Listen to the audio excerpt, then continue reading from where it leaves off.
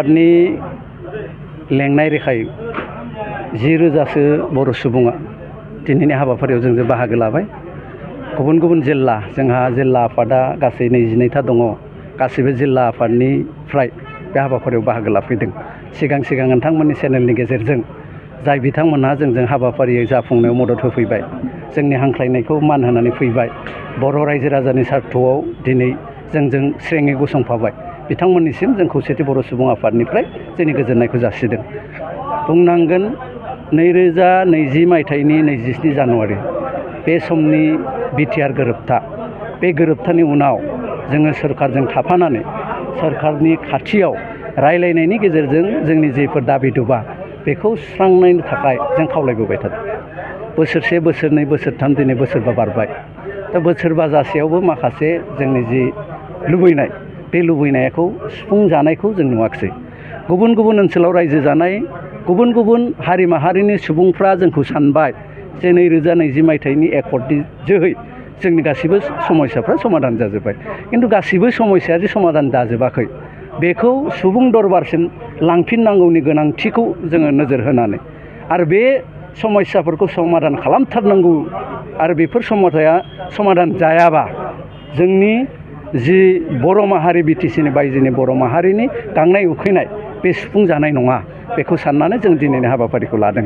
गाहायै जों दाबिफ्रा बेयाव जोङो दैखांदों जे बर' कसारि वेलफेयार अट'नमास काउन्सिलनि माखासे गामि फोसावबाय, खिन्थु माखासे गामिफोरखौ बायदिसिना जेंना जेंसि दिहुननानै आसाम सोरखारा आबुङै फोसावजोबाखै। दाख्लै 958 खान गामि बिथांमोना फोसावदों आरो बेखौ फोसावनायनि थाखाय जों आसाम सोरखारखौ साबायखर बावदों। खिन्थु माखासे जेफोर थालांनाय गामिफोर बाव जेरैहाय आसाम सोरखारा खालामनांगौमोन, जिबायदि मावनांगौमोन बिदि मावनायखौ जों नुनो मोनाखै। जोङो लुबैदों जे बर' फिसाफ्रा जोंनि काउन्सिलाव जयै थाजोबनो मोननांगौ। गवालपारा आरो साउथ कामरुप जिल्लानि बर'फोरखौ राभा हासंआ अजद होदों होननानै जोंजों दोनफानो नागिरैया मोनसे इस्यु जानानै जोंनि गेजेराव फैदों जे राभा हासं ओनसोलनि बर' रायजो राजाफ्राबो जोंनि काउन्सिलाव थाफानो मोननांगौ आरो थाबैनो बिटिआरनि सिमाखौ रोखा खालामनानै आद्रा थानाय गामिफोरखौ जोंनि काउन्सिलाव थिसननांगौ, बे जोंनि मोनसे डिमान्ड।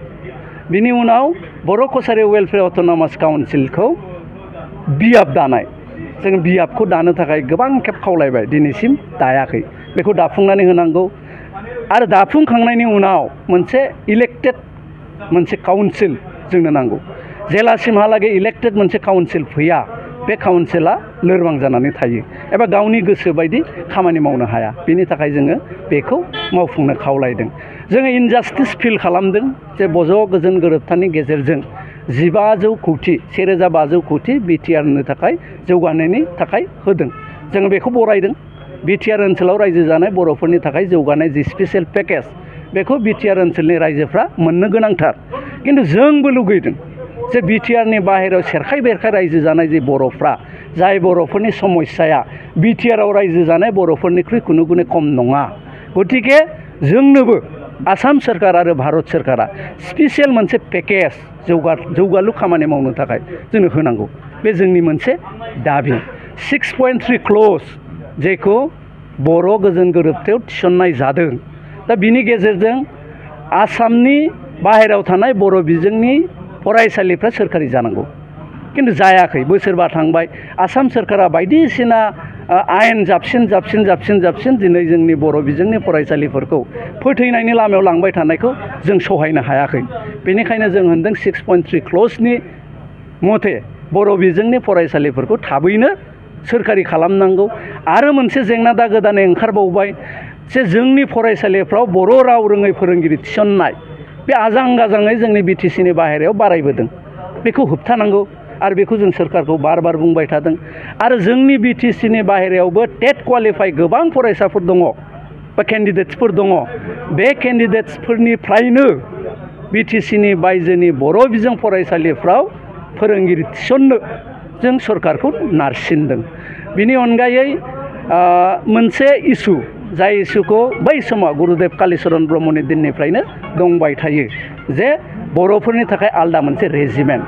जों नायदों जे नागा रेजिमेन्ट नागाफ्रा बेसेबां सुबुं सानखो नायोबा बेसेबां दङ 7 लाखनिफ्राय 10 लाखनि गेजेराव नागाफ्रा दङ थ' नागा रेजिमेन्टआ थाथों जोंहा बेयाव आपत्ति खालामनांगौ गैया दिनै गुरखा रेजिमेन्ट दङ गुरखा रेजिमेन्टआ थाथों जोंहा आपत्ति खालामनांगौ गैया खिन्थु भारतबर्षआव जोङो 30निफ्राय 40 लाख बर' फिसाफोर दङ वेस्ट बेंगलाव दङ जोङो त्रिपुरायाव दङ जोंनि मेघालयआव दङ अरुणाचलाव दङ नागालेण्डआव दङ जों आसामावथ' दंखायोआनो बेफोरखौ लोगो नाङोबा 35निफ्राय 40 लाख जायो बे 35निफ्राय 40 लाख बर' फिसाफोरनि थाखाय मोनसे रेजिमेन्ट नागा रेजिमेन्टनि लाइनाव मोनसे बर' रेजिमेन्ट दानांगौ होननानै जोङो बे दाबिखौ दैखांदों जोङो नैबे जि सोमावसारनाय हाबाफारि बेखौ जोङो दिनैनिफ्राय जागायदों आरो जों साननाय रोखोमै जोंनि समस्याफ्रा सुफुंजायागौमानि बे जोंनि आन्दलनखौ जों लांबाय थागोन।